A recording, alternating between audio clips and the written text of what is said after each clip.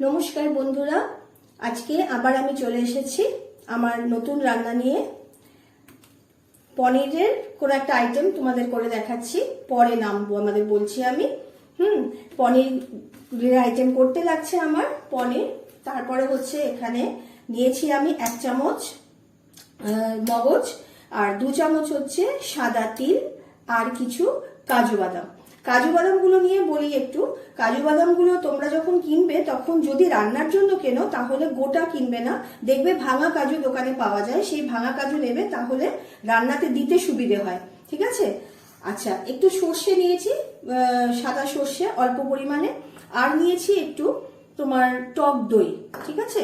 আর এবার আমি কি করব, আগে আমি পিস পিস করে এগুলোকে কেটে নেব আমার প্রয়োজন অনুযায়ী। আমার যেরকম রান্নাটা হবে সেই অনুযায়ী আমি পিস পিস করে আগে কেটে নিচ্ছি। দেখো দেখো এইভাবে তোমরা কেটে নেবে। আর একটা কথা বলে রাখি, তোমরা যদি দোকান থেকে যখন পনির কিনবে তখন যদি তোমরা বলো পিস করে দিতে, ওরাও পিস করে দেয়, কিন্তু তুমি বাড়িতে করলে এটাই সুবিধে, তুমি তোমার ইচ্ছা মতো পিস করে নিতে পারবে। তার জন্য তোমাকে দোকানের উপর নির্ভর করবে না। যাদের হাতে সময় কম থাকবে তারা হয়তো দোকান থেকে তোমরা করে নিতে পারো, কোনো অসুবিধে নেই। কাটা আমার হয়ে গেছে, এইগুলো পনির এইভাবে পিস করে নিও। কেউ যদি মনে করো এর থেকে একটু লম্বা করবে, একটু সরু করবে, সেটা তোমাদের ইচ্ছা, তোমরা সেরকম মতো করে নিতে পারো। আচ্ছা, এবার আমার এখানে যে মশলাগুলো আছে এগুলো আমি একটু ভিজিয়ে দিই, কারণ এগুলো বাটতে হবে। আমি একসাথেই সব ভিজিয়ে দিলাম।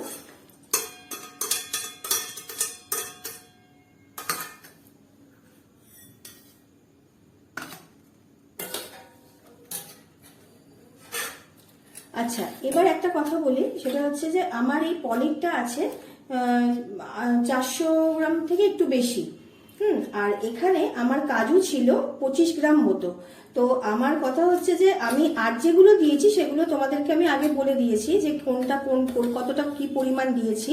এবার একেবারে অ্যাকিউরেট গ্রাম হিসেবে পরিমাণ ওভাবে আমি বলছি না, কারণ যারা রান্না করো বা নতুন যারা করছো তারা মোটামুটি একটু বুঝে নেবে, কারণ আমি এখানে আইটেম করছি মোটামুটি 5-6 জন খাবার মতন, সেই জন্য আমি মশলাও সেরকমই নিয়েছি, আমার দইও সেরকম পরিমাণ মতো আছে। নুনটা যেমন তোমরা স্বাদ মতো দাও, তেমনি কিন্তু মশলার পরিমাণটাও একটু দেখে দেবে, কারণ কিছু জন আছে যারা মশলাটা একটু বেশি পছন্দ করে আর রান্নায়, আর কিছু জন আছে যারা হয়তো মশলাটা একটু কম পছন্দ করে। তারা হয়তো ভাবে যে মশলাটা কম দিলে তাদের শরীরের পক্ষে ভালো, সেটা যে যার মতন। এবার ওই জন্যই আমি তোমাদেরকে কোনো রকম ভাবে কোনো গ্রাম উল্লেখ করে বলছি না, তবুও আমি মোটামুটি তোমাদের বলে দিলাম। এরপর কিন্তু তোমরা একটু আন্দাজ করে নেবে। ঠিক আছে? আচ্ছা, এবার আমার ক্যাপসিকামটা কাটতে হবে। 2টো ক্যাপসিকাম পড়বে এতে। ক্যাপসিকামগুলো আমি কেটে নিচ্ছি।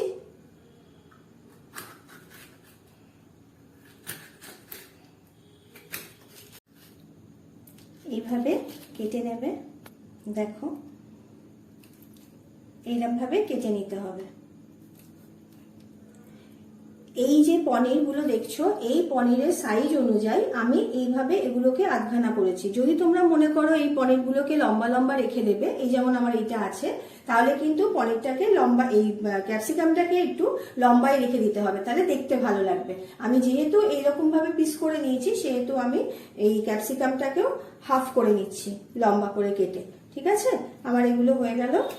আচ্ছা, এবার একটা কথা বলি, সেটা হলো কি, এই যে পনিরটা আমি যেখান থেকে পনির নিয়ে এসেছি, পনিরগুলো যথেষ্ট সফট। হ্যাঁ, এগুলোকে আমার সেদ্ধ করার কোনো দরকার নেই। যাদের পনির একটু শক্ত দেখবে, যদি একটু দেখো শক্ত ভাব আছে পনিরের মধ্যে, তাহলে কিন্তু একটু কড়াতে জল নিয়ে, কড়াই বলো বা যাই বলো না কেন, যে পাত্রে তোমরা করবে সেই পাত্রে একটু জল নিয়ে তাতে অল্প একটু নুন ফেলে দিয়ে 2-3 মিনিট ফুটিয়ে নেবে এটা, এই পনিরটা।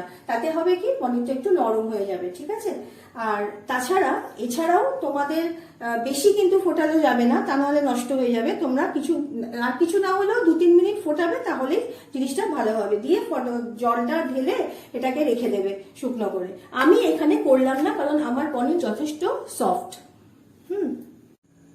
দেখো সবাই, যে মশলাগুলো আমি একটু আগে ভিজিয়ে রেখেছিলাম সেই মশলাগুলো এবার মিক্সিতে বেটে নেওয়ার পালা। সব এক জায়গায় করে আমি বেটে নিচ্ছি।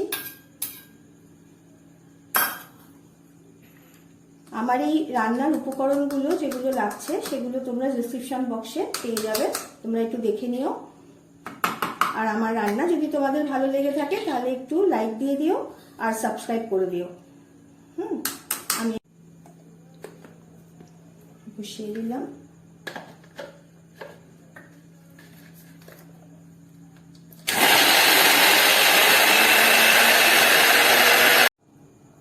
বাটা হয়ে গেছে। বাটাটা কিন্তু একটু মিহি করে বাটতে হবে, একদম মিহি করে বাটলে কিন্তু খেতে ভালো লাগবে জিনিসটা, কোনো রকম কিছু খিচ থাকবে না, তাহলে কিন্তু খেতে অতটা ভালো লাগবে না। বাটে যখন তোমরা বাটবে তখন খুব একদম মিহি করে বাটবে। দেখো একদম মিহি করে বেটে।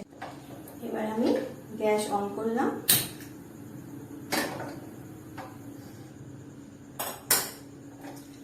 আমি এখানে এই রান্নাটা অলিভ অয়েলে করছি। যাদের বাড়িতে তোমাদের অলিভ অয়েল নেই তাদের ঘাবড়াবার কিছু নেই, তোমরা এই রান্নাটা রিফাইন তেলে বা ওই সাদা তেলে করতে পারো, কোনো অসুবিধে নেই।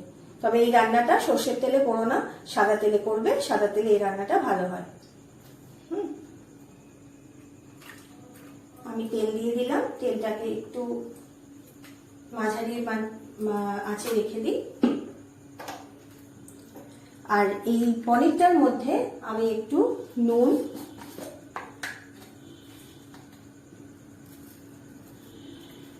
আর একটু মরিচ মাখিয়ে নিচ্ছি।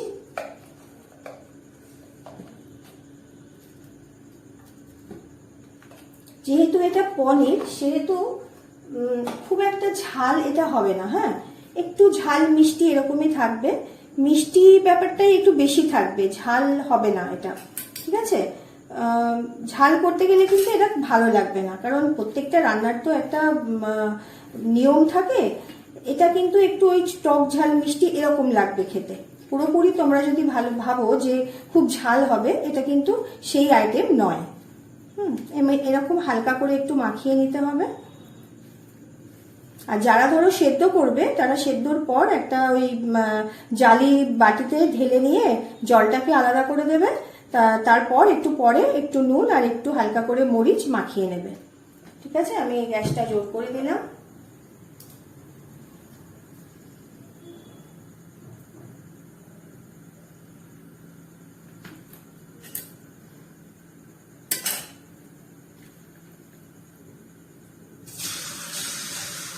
বেশি ভাজবে না, একদম লাল লাল করে ভাজবে না, জাস্ট একটু ভেজে তুলে নেবে।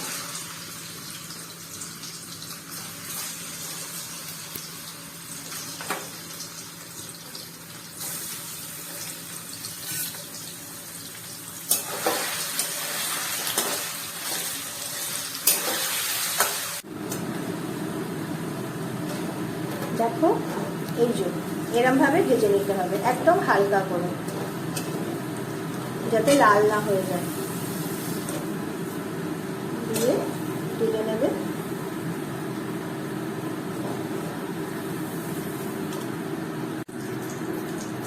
এই তেলেই তেল থেকে তোমার এইগুলো তুলে রাখার পর, পনিরগুলো তুলে রাখার পর এই তেলেতেই দুটো তেজপাতা দিলাম আর কিছু দালচিনি দিলাম। এই যে দালচিনি দিলাম। দালচিনি আর তেজপাতাটা অবশ্যই একটু পরিমাণ মতো দেবে। আমি যে 400 গ্রামের পনিরের করছি বলে আমার এইটাতে লাগলো, ঠিক আছে? এই পরিমাণ আমার লাগলো। এরপর আমি এতে ক্যাপসিকামগুলো দিয়ে দেবো।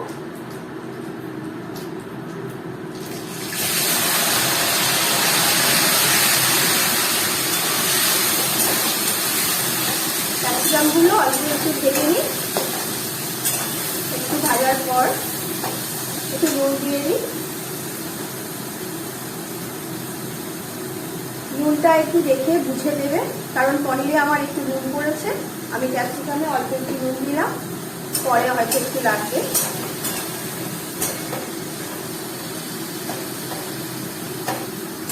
মশলাটা একটু তেলের মধ্যে নেড়ে নেবে, দেখো যেন পুড়ে না যায়। কোনো মশলা যদি পুড়ে যায় তাহলে কিন্তু খেতে ভালো হবে না, মানে খাওয়ার এটা নষ্ট হয়ে যাবে।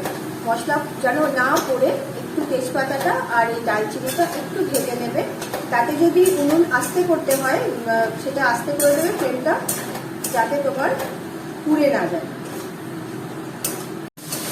এটা ভাজা হচ্ছে, ততক্ষণে আমি দইটা যেটা রেখেছিলাম সেই দইয়ের মধ্যে অল্প একটু নুন আর অল্প একটু চিনি দিয়ে এটাকে ভালো করে ফেটিয়ে নিচ্ছি।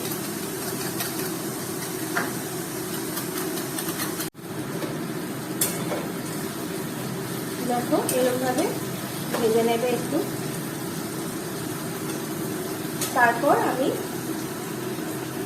গ্যাসটাকে আস্তে করে এই যে বাটাটা ছিল আমার কাজু বাদাম বাটা, তারপরে তোমার তিল আর মগজ বাটা, সেটা আমি এর মধ্যে দিয়ে দিলাম।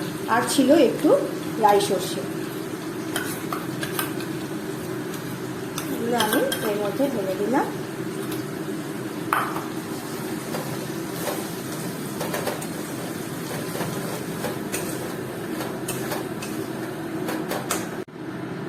বাটিতে যে মশলাটা ছিল সেটা দিয়ে দিলাম।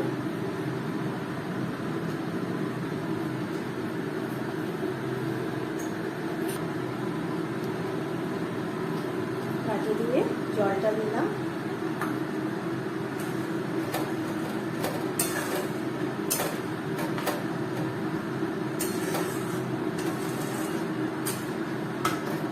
এটা একদম গায়ে মানে শুকনো হবে না, একটু গা মাখা হবে।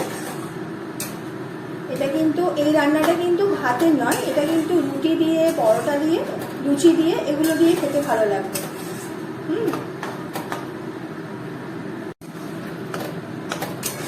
এটা হচ্ছে,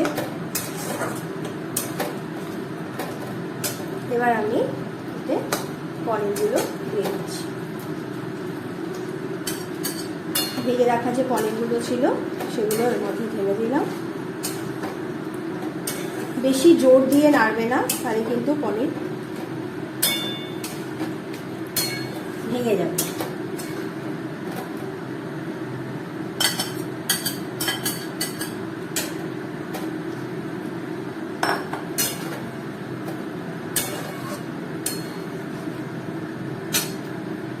এরপরে এই যে দইটা আছে, দইটাও দিয়ে দিলাম।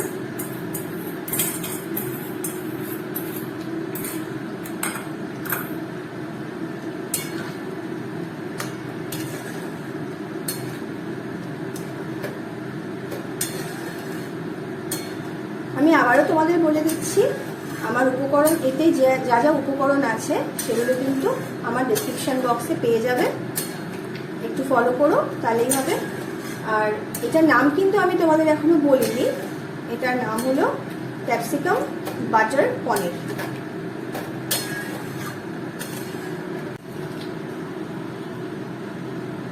দেখো, আচ্ছা এবার আমি একটু নুন দেব।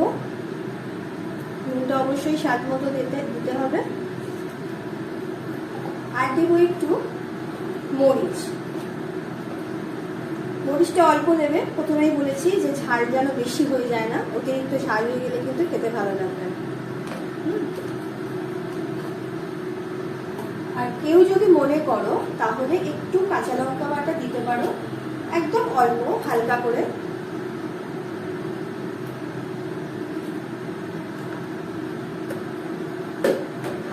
আর যেহেতু এটা আমি পনির করছি, যেহেতু এটা কালারটা একদম হোয়াইট হয়েছে, সেই জন্য আমি এর মধ্যে গুড় দেবো না, আমি একটু স্বাদ মতো চিনি দেবো হালকা করে।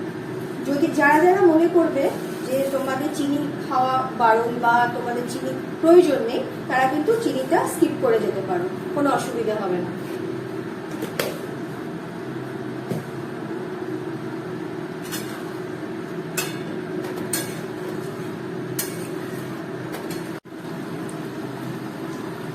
দেখো মোটামুটি সবকিছু দেওয়া হয়ে গেছে, এবার এটা ফুটছে। কনসিস্টেন্সিটা একটু ঘন হবে, বেশি ঘন হলে আবার মুশকিল।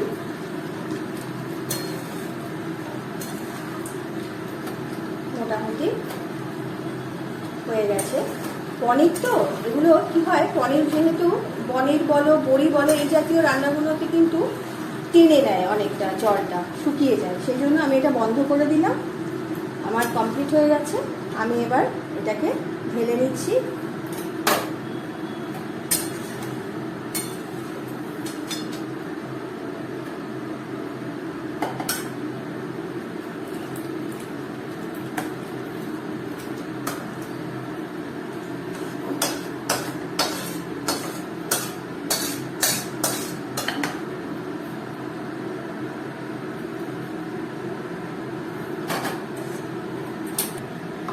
এবার এর মধ্যে আমি বাটার দিয়ে দেবো। আমি নামিয়ে নিলাম একেবারে আমার জায়গায়, যে জায়গাটায় আমি রাখবো সেই জায়গাটায় রেখে এর মধ্যে আমি একটু বাটার দিয়ে দেবো। কারণ নামটা খেয়াল আছে হয়তো তোমাদের, আমি বলেছিলাম এটা ক্যাপসিকাম বাটার পনির। এই যে বাটারটা আমি দিয়ে দিলাম। বাটারটা একটু পরিমাণ মতো তোমরা দেবে, যাদের ধরো খাওয়া বারণ আছে বা কম খায় তারা একটু অল্প করে দিও। বাটারটা যদি তোমরা নাও দাও তাহলেও কিন্তু খেতে খারাপ হবে না, এ বিষয়ে কোনো ডাউট নেই যে খেতে ভালো হবে না। বাটারটা না দিলেও হয়, কিন্তু বাটারটা দিলে একটু খেতে ভালো লাগবে অবশ্যই। কিন্তু বাটার না দিলে যে খাওয়া যাবে না বা একেবারে বাজে লাগবে সেটা কিন্তু নয়। যাদের যাদের বাটার খাওয়া বারণ আছে তাদের আমার মনে হয় তারা যদি স্কিপ করে যাও তাহলে কোনো অসুবিধে হবে না। রেডি হয়ে গেল আমার রান্না। তোমরা কিন্তু খেয়ে আমাকে অবশ্যই বলো কেমন হলো। তোমরা বানিয়ে আমাকে অবশ্যই বলবে, কমেন্ট বক্সে কমেন্ট করো যে কেমন হয়েছে তোমাদের রান্না।